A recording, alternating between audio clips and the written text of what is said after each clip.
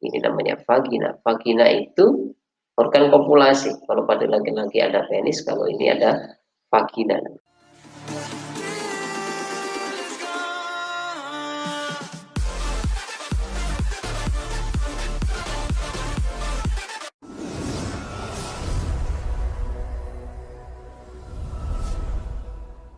Assalamualaikum warahmatullahi wabarakatuh, anak-anakku sekalian yang semoga sehat selalu ya, semangat tetap belajar untuk meningkatkan kompetensi pribadi supaya siap bersaing di masa yang akan datang. Baik anak-anak sekalian, kita lanjutkan. Kalau video sebelumnya kita sudah membahas organ reproduksi pada laki-laki beserta fungsi serta proses yang terjadi di dalamnya.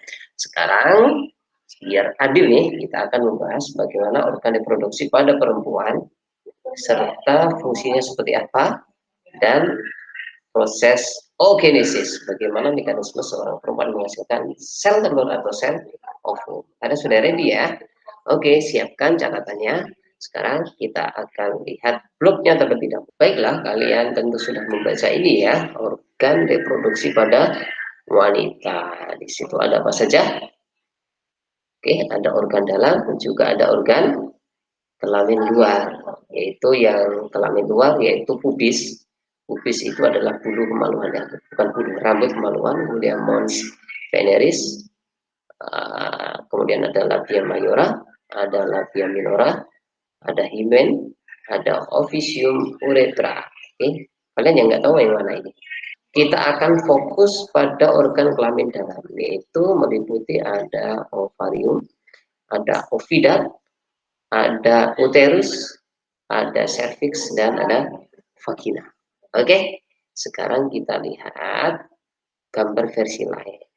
Nah, baiklah anak sekalian, ini adalah gambar organ reproduksi wanita bagian dalam. Oke, yang pertama adalah vagina. Oke, bagian ini namanya vagina. Vagina itu organ kopulasi. Kalau pada laki-laki ada penis, kalau ini ada vagina, ya, organ kopulasi, yaitu alat untuk senggama. Di sini masuknya sel sperma ketika diinjeksikan sperma di sini. Oke.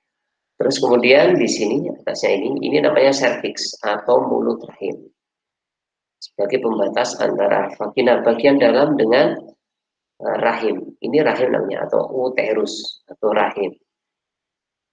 Rahim itu fungsinya untuk tempat tumbuh dan berkembangnya janin nanti. Terus kemudian di dindingnya rahim ini bagian dalam ada yang disebut dengan endometrium.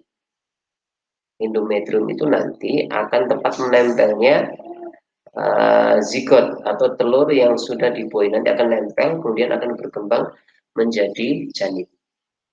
Tentunya dalam waktu yang lama ya, 9 bulan 10 hari. Kemudian di bagian dalam dari endometrium ada yang namanya myometrium. Myometrium ini yang biasanya ketika ada sel yang tumbuh mengganggu atau sering disebut dengan kanker rahim, itu karena di myometriumnya itu tumbuh sel pengganggu ya.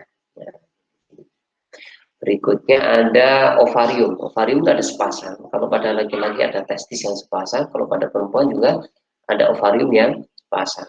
Fungsinya untuk menghasilkan sel ovum. Berarti nanti proses oogenesis ada di sini.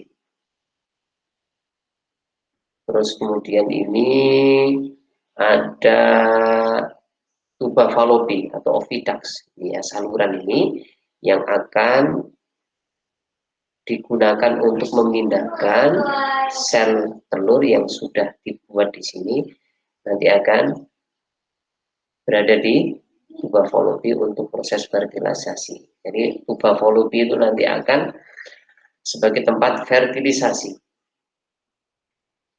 Fertilisasi itu meleburnya antara sel ovum dengan sel sperma. Jadi sel sperma itu masuknya dari sini, tapi ketemunya ovumnya di bagian sini atau di bagian sini. Ini kanan kiri ya, kanan kiri. Nah, mereka bekerjanya bergantian ya.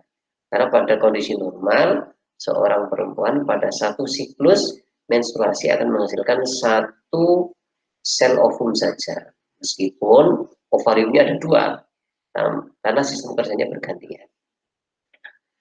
Oke, itu organ reproduksi pada perempuan dan fungsinya yang wajib kalian ketahui ya. Saya ulangi, vagina fungsinya untuk organ kopulasi, dan serviks pembatas antara lubang vagina dengan rahim atau uterus. Kemudian uterus atau rahim fungsinya untuk tempat berkembangnya janin. Waduh. Berikutnya adalah endometrium, tempat menempelnya zigot dan berkembangnya janin. Di sini nempelnya ya, nempelnya. Kalau janinnya nanti akan berkembang di dalam uterus. Terus kemudian ada ovarium, fungsinya untuk menghasilkan sel telur melalui proses ookinesis. Kemudian yang terakhir adalah tuba Fallopi, yaitu tempat terjadinya proses fertilisasi atau bertemunya antara sel ovum dengan sel telur. Baik, berikutnya adalah bagaimana sih mekanisme dari ookinesis. Oke, ookinesis. Lihat, pertama, seorang wanita itu memiliki calon atau yang akan menjadi bakal telur, namanya oogonium. Ini bersifat diploid, jadi kromosomnya masih sama dengan induknya, yaitu berjumlah 46 pada manusia. Terus kemudian oogenesis ini akan berkembang menjadi oosit primer. Jadi oosit primer belum membelah ya. Jadi oogonium akan berkembang menjadi oosit primer. Masih bersifat diploid. Kemudian terjadi pembelahan secara meiosis yang pertama. Nah, di sini sudah terjadi reduksi kromosom. Di sini sudah N, di sini sudah N. Masih ingat ya, yaitu pada tahap telofase yang pertama. Nah, hasil pembelahannya disebut ini badan polar. Kemudian ini adalah oosit sekunder. Nah, badan polar itu nanti tidak bisa berkembang menjadi sel telur. Jadi yang berkembang cuma satu, yang disebut dengan oosit sekunder. Oosit sekunder nanti akan membelah menjadi dua, yaitu meiosis yang kedua, tapi tidak ada reduksi lagi ya kromosomnya. Jadi ini. Terus kemudian akan berubah menjadi ootit. Ini namanya ootit. Oke, kalau yang ini namanya badan polar yang kedua. Ini tidak bisa berkembang. Ini juga nggak bisa berkembang, ini nggak bisa berkembang.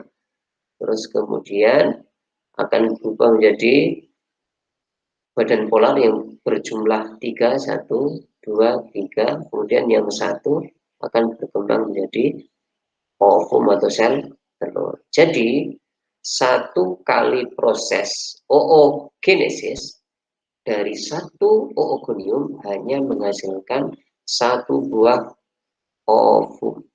Berbeda dengan spermatogenesis tadi menghasilkan 4. Kalau perempuan normalnya adalah 1.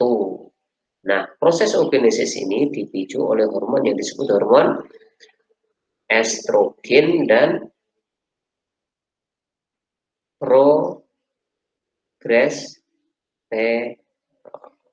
Nah, begitu anak-anak sekalian, ini adalah organ reproduksi pada perempuan beserta fungsinya serta proses pembentukan sel telur di dalam ovarium melalui proses oogenesis yang dipicu oleh hormon estrogen dan progesteron.